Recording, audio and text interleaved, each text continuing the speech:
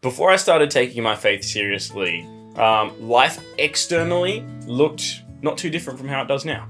From what other people could tell, it was pretty normal, but from what was going on the inside, it was worlds apart.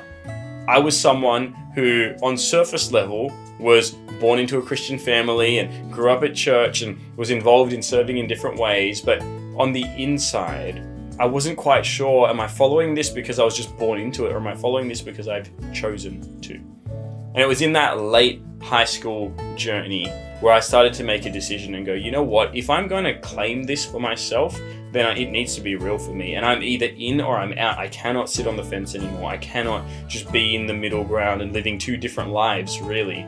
And that was the start of an incredible chance to go, you know what, God, I'm willing for you to finally use me, and I want to take my faith seriously.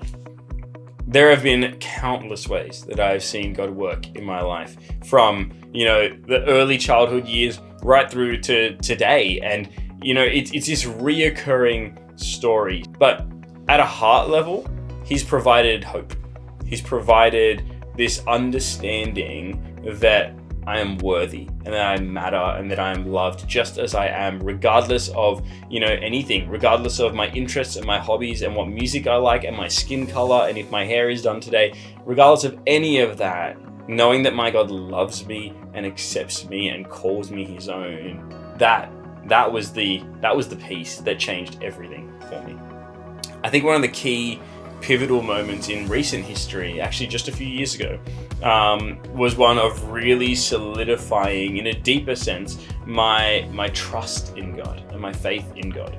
Because often we can have a faith and a trust in God, but also in a whole bunch of other factors, in a stable job, in a good relationship, in all these different things that we go, as long as we have these things together, we're fine. My wife and I made a big scary faith decision just a few years ago to go from me having a full-time job at my local church, which I was loving, and no dramas there. It was good and it was stable, and we even had a house on the way and all kinds of things, to feeling God saying that true obedience right now is giving that up, is to give up my job entirely, take no income, and instead start a ministry that was going to reach more people around the world, the gamers of the world, the people that I am one of and that I love dearly. And we made that decision as a family. My wife and I said, okay, God, if this is what you're calling, it was a longer process than that to come to that, but we said, God, if this is what you're saying, then let's do it.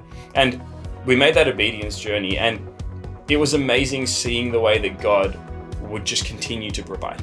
That even though our family income had more than halved from what it previously was, God never let us go without.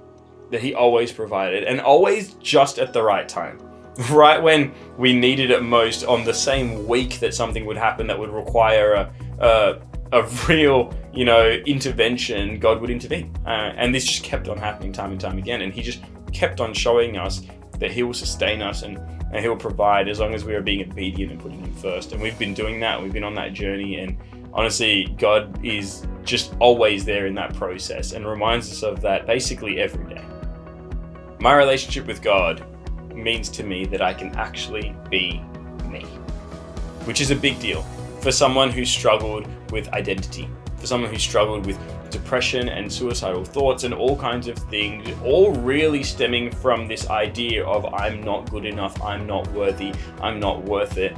And these things were constantly in my mind all the time. But to finally understand that God made me by choice, that He designed me, that He created this entire universe, and yet still for some reason loves me as an individual, it was that was the catalyst for everything. It changed everything. It was the moment when I finally started to understand that everything else then started to fall into place, because my identity was no longer found in who is Kieran or who is PastorSkar, but my identity was found in Jesus.